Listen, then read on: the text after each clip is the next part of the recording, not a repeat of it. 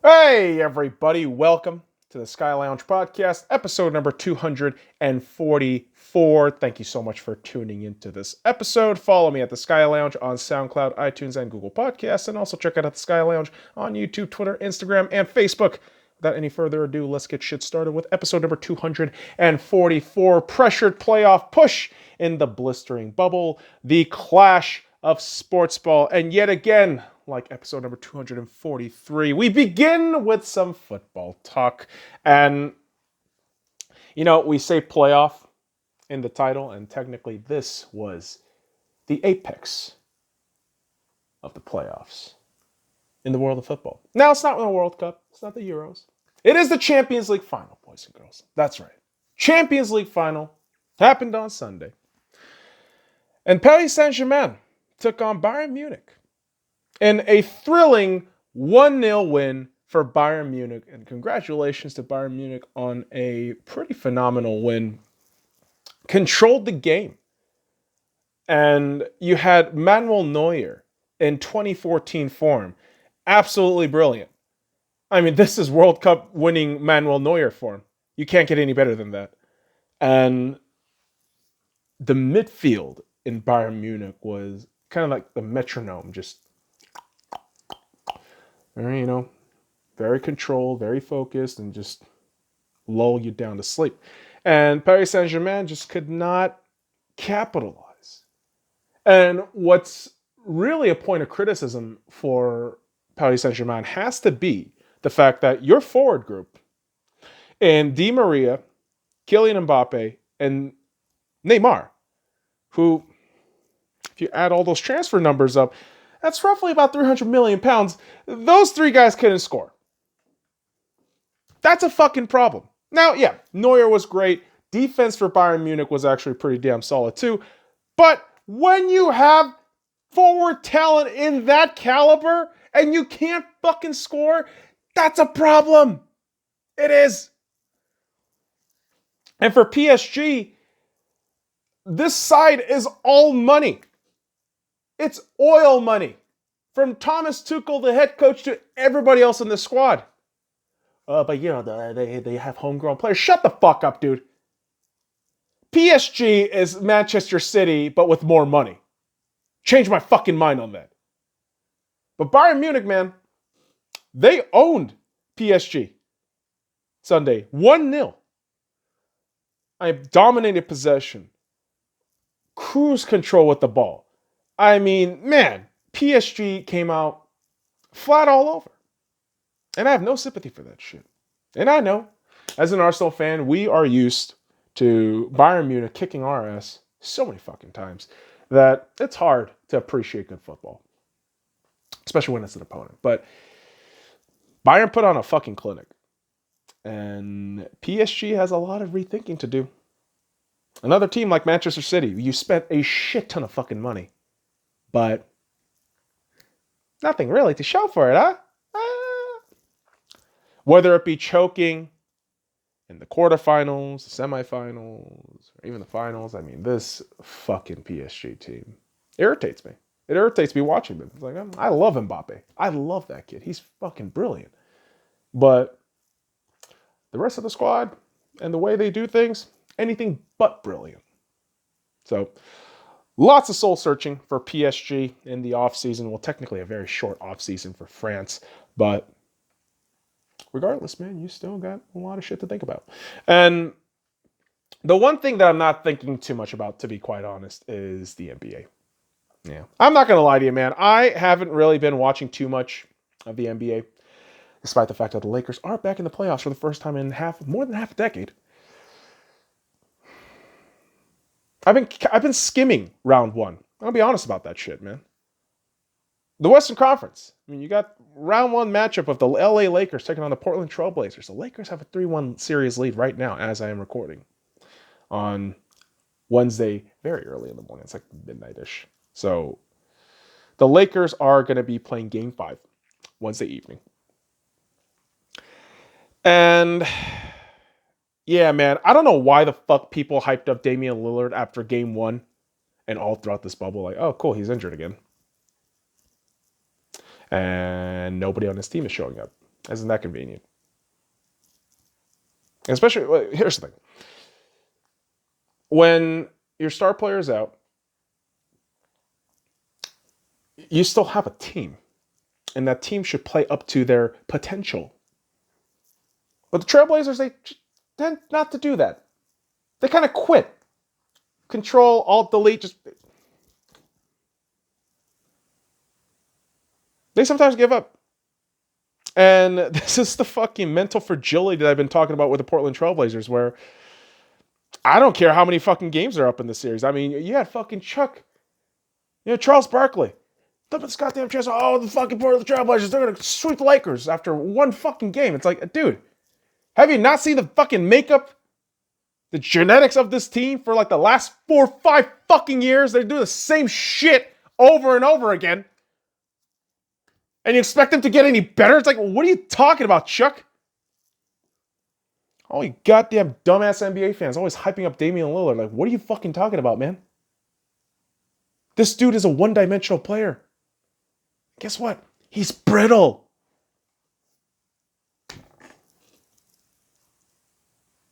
I can't even hype up the Lakers anymore, too, either, man. Like,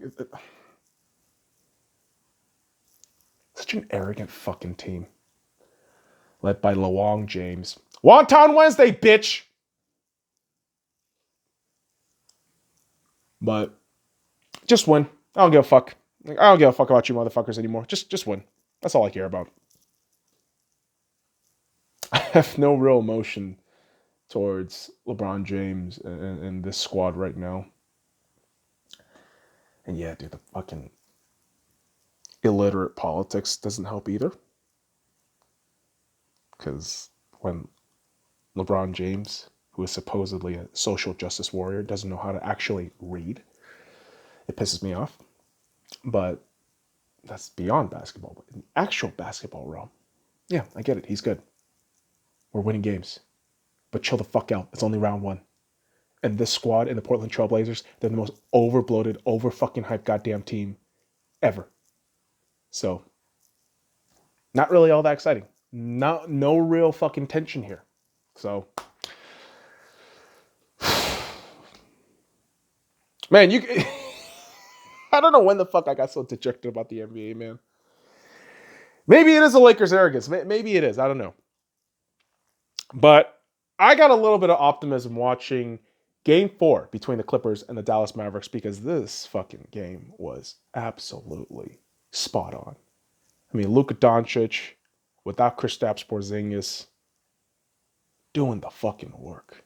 46 minutes on the court, 43 minutes, triple-double, sinks in the game-winning 3. Step-back game-winning 3 on Reggie Jackson. Yet in Game 5, no Porzingis. Mavs got butt-fucked in Game 5. And so now they are down in the series 3-2 against the Clippers. And I mean, unless you pull off some crazy shit like Game 4 or Kristaps comes for Game 6,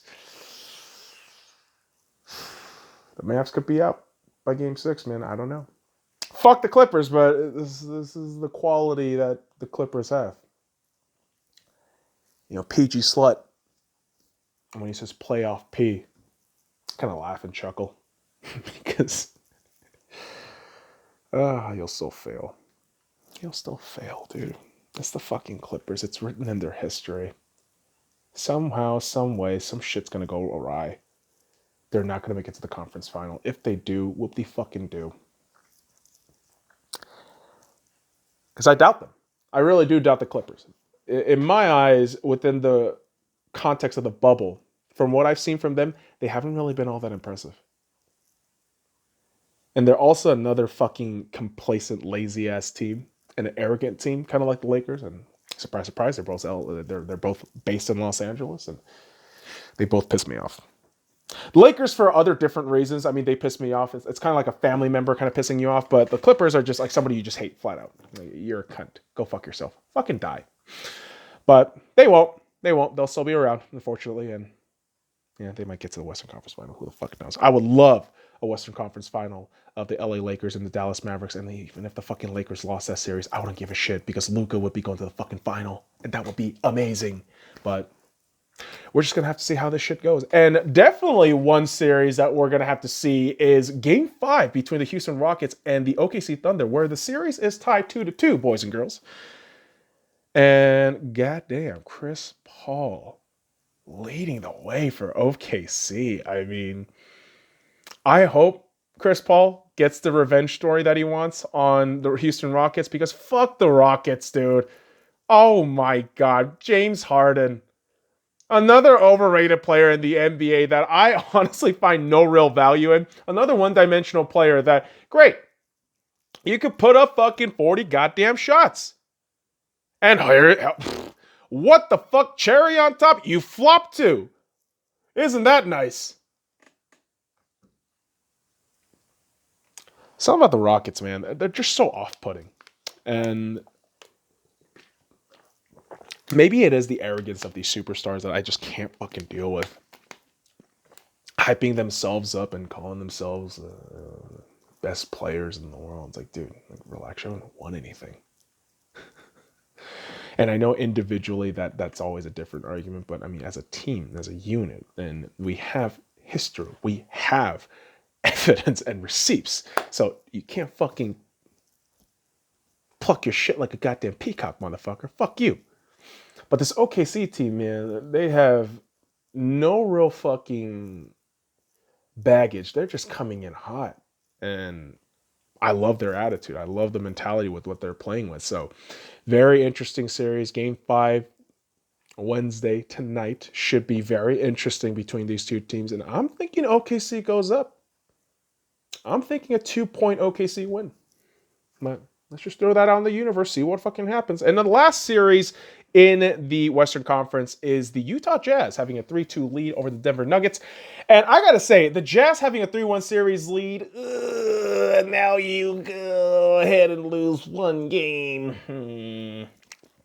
Could be a bit problematic. And if Denver finds their juice within the next 2 games, oh boy, Utah's gonna get embarrassed. They really are. I mean, if Jokic and Murray can combine for 60 fucking points, I think the series is over.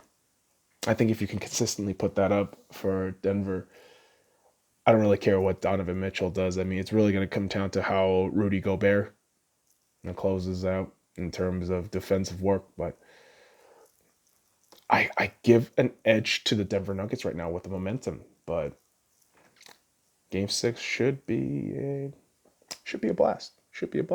And a lot of contentious series in the Western Conference, whereas the East was just a one-sided bloodbath. I mean, the first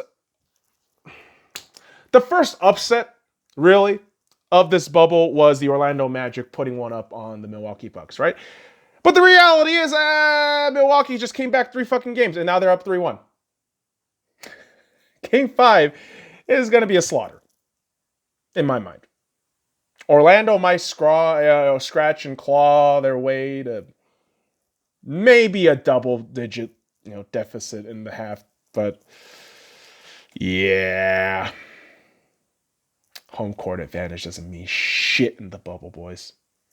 It's just how it is. Milwaukee Bucks, Giannis getting at you. Rawr.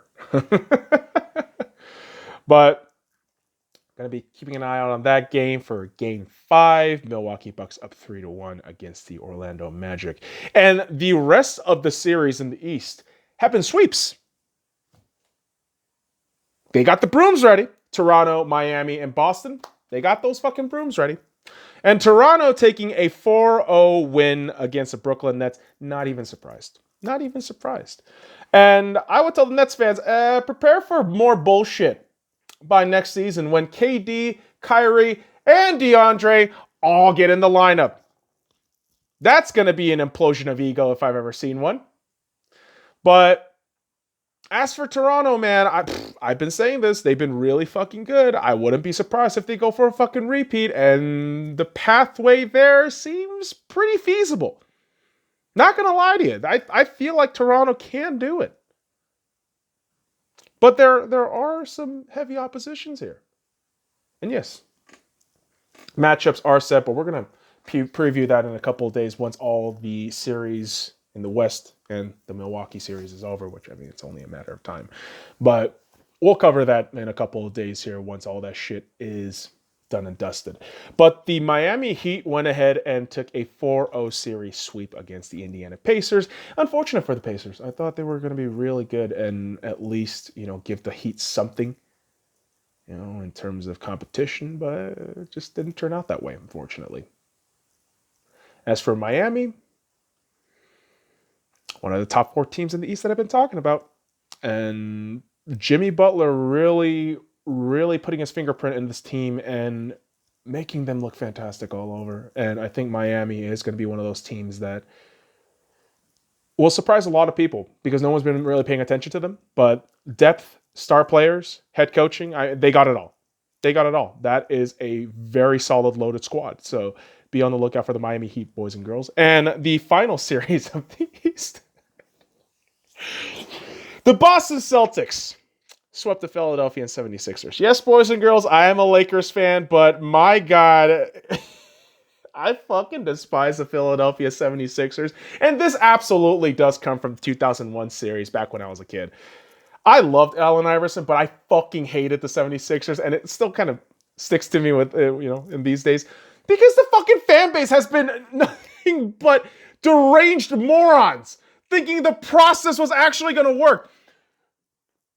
Who fucking minds as a GM says, hey, I'm going to fail for more than half a decade and hope everything goes well in the latter half of the decade? Huh? What are you talking about? You're going to keep failing and drafting these potentially good players who all happen to be shit? Look at all the fucking drafts that the goddamn Philadelphia 76ers have committed with Hinkie and then the next fucking GM. I don't give a fuck what the other guy's name is. Hinkie set this team up for failure. And it was even made worse within the last few years. Where, yeah, you brought in Jimmy Butler, Tobias Harris. Oh, all this shit's great. This is still a good team. This core is still going to be good. You get your ass kicked in every fucking first round.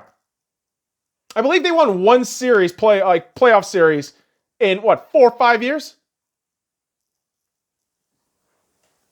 And each and every fucking time they're in the playoffs, their fan base gets to this annoying arrogance level. It's like, whoa. You haven't won shit yet. Your team is comprised of big men who can barely fucking shoot. And now you have synced over $300 fucking million into Tobias Harris and Al Horford. Congratulations. You're about to lose Ben Simmons. It's not going to be Joel Embiid. He's too much of a loving boy. As for Ben Simmons, man, I don't see that Hollywood attitude working out. I could totally see him going to the Golden State Warriors, but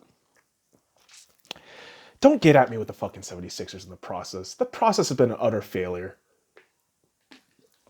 To be quite honest, it's been a failure since Markelle Fultz. I can argue that.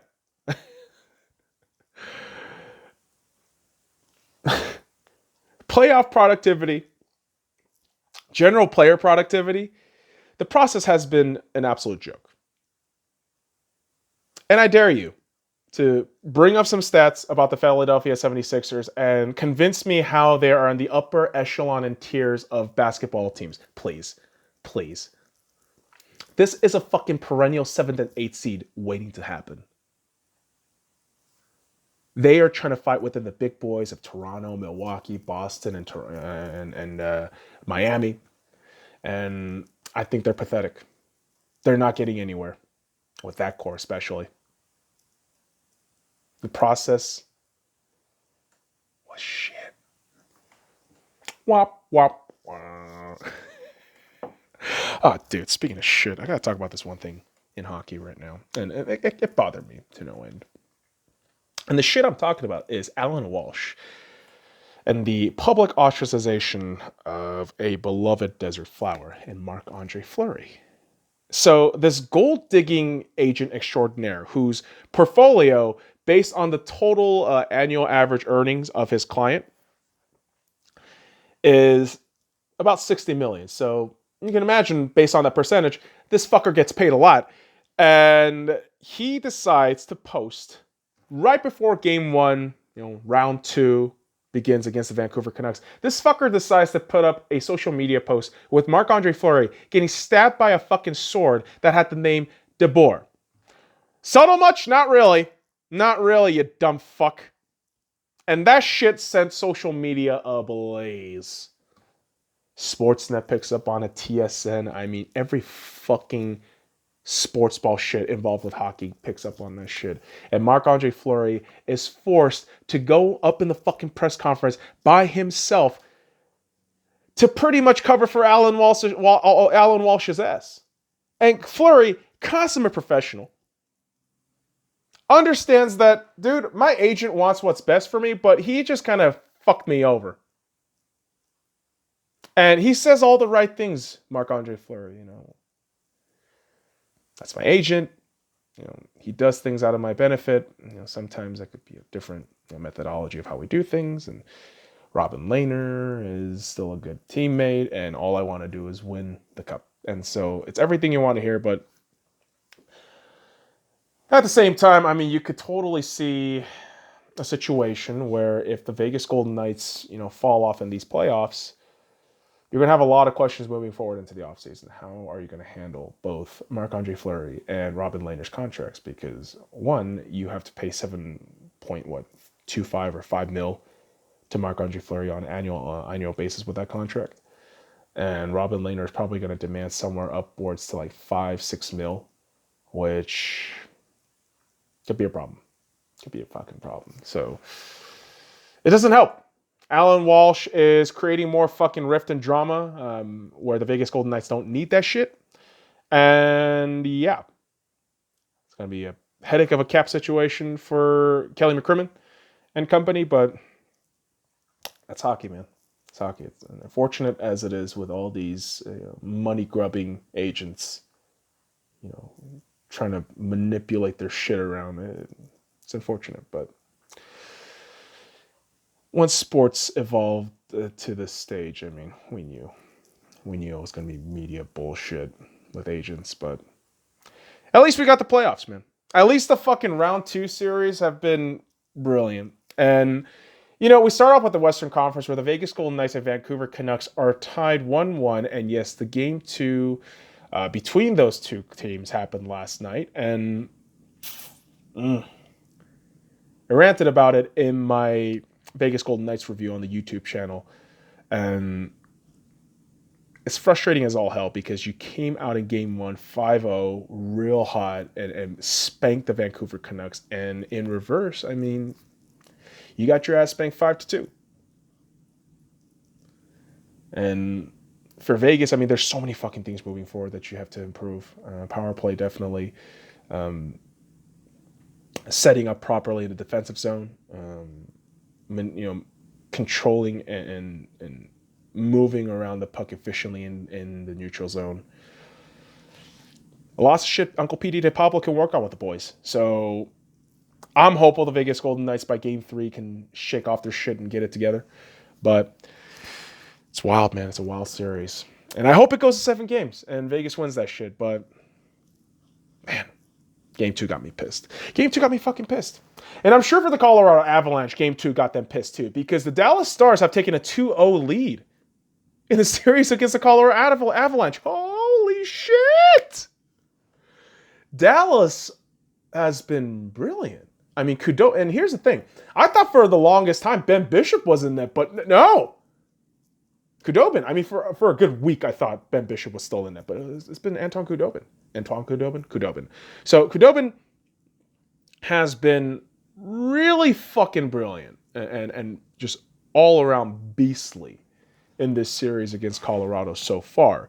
And game 3, I can only imagine Colorado needing to just button down and just really hoping for themselves that the offense can bail them out and their defense can come to play. But it is difficult because this Dallas team is playing with this cohesiveness that just looks so well done. And again, shout out to Khudobin. He's been brilliant. And we move on to the Eastern Conference where we talk about the Tampa Bay Lightning taking on the Boston Bruins. And that series is tied 1-1. Game 1 was a 1-goal deficit game for the Tampa Bay Lightning where Boston barely hung on in the end, but still managed to get a win.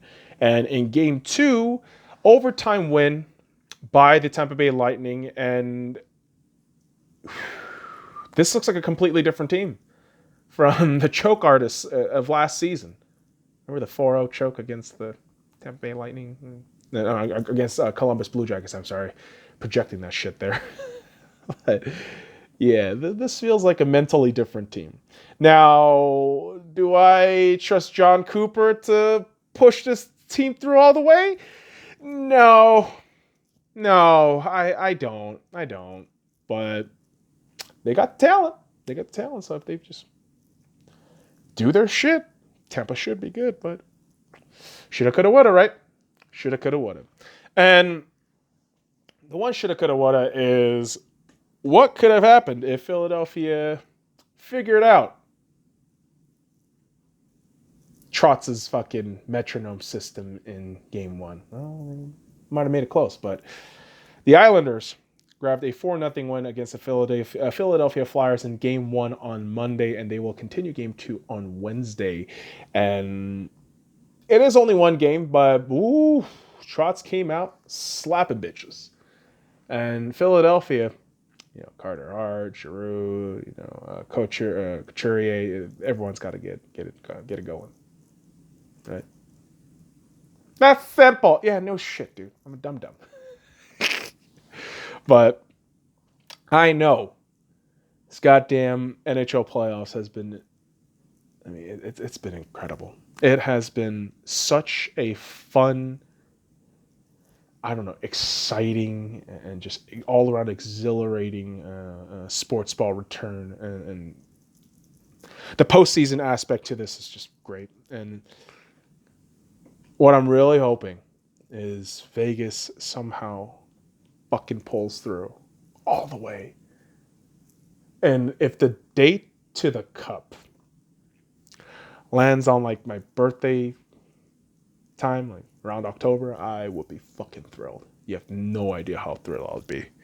But so long ways to go, kids. Can't assume shit, because as a Vegas Golden Knights fan, I know Vancouver's really fucking good, and this entire fucking playoff series, every fucking team, gonna be difficult. So no matter what happens this round, next round, whatever fucking round, it's just the next game. Just gotta get through it. That's the brilliant thing about the playoffs. And ultimately, kids, this is why playoffs are fucking amazing, y'all. This is exactly why. And on the next episode of the Sky Lounge, be on the lookout for a new episode tonight, boys and girls. And tonight, I mean Wednesday evening. I'm gonna have that out probably sometime after like 7 or 8 o'clock in the evening, but that time is tentative. But definitely on the YouTube channel, episode 245 will be up at 12 a.m. I apologize, on Thursday, so 12 a.m. technically Pacific Standard Time on Thursday, so be on the lookout for that shit, boys and girls. All right, motherfuckers, I appreciate you dropping by this episode. Follow me at The Sky Lounge on SoundCloud, iTunes, and Google Music, and also check out The Sky Lounge on YouTube, Twitter, Instagram, and Facebook. Did I say Google Music? I'm a fucking idiot. I meant Google Podcasts. Sometimes I say my shit too fast, and I fuck up, boys and girls. So for that, I apologize. So, do all that shit. Follow me like sheeps. And until next time, fuck off.